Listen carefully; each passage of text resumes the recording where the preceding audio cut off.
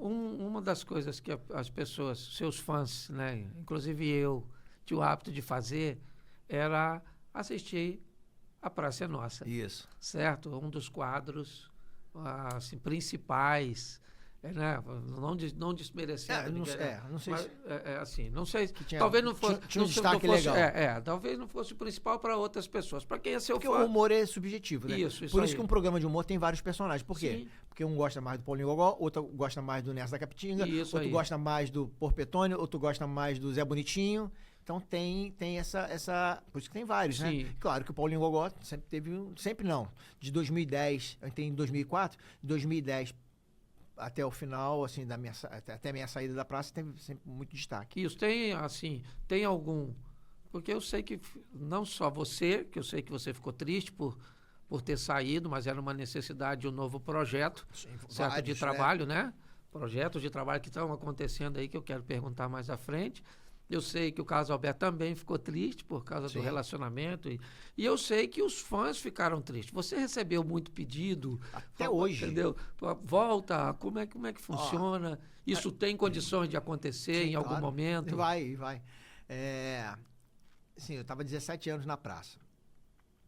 E aí eu recebi um convite para fazer os Farofeiros 1, 2017.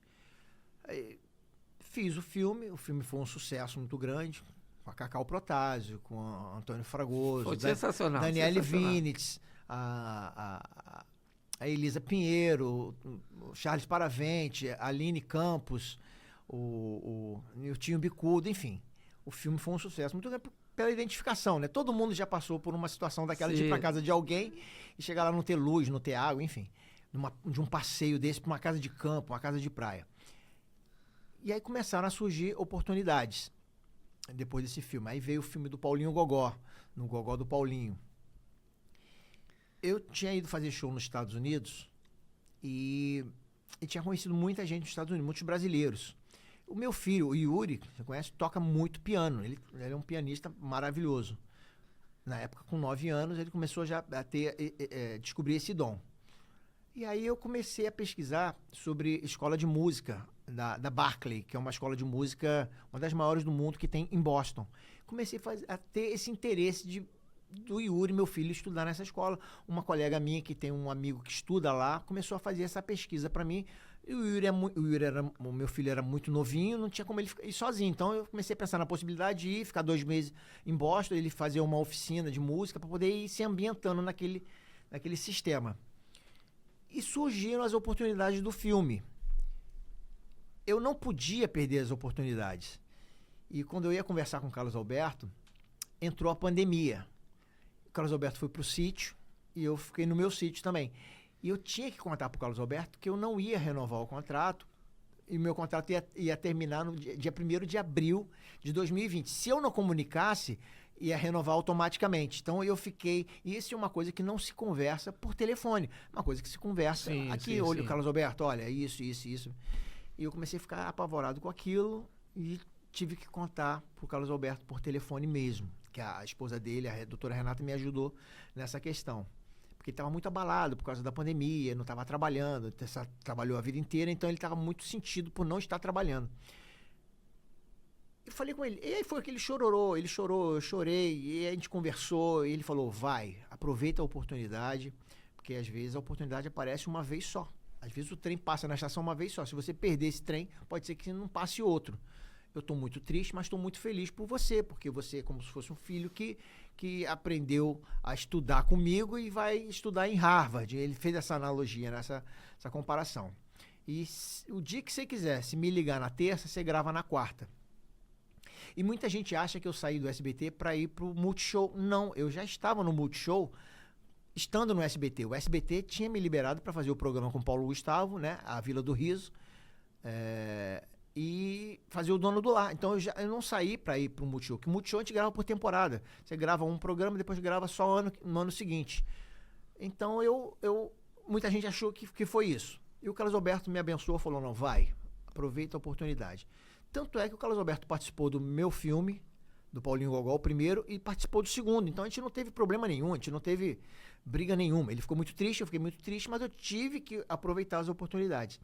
Veio a pandemia, cancelou o quê?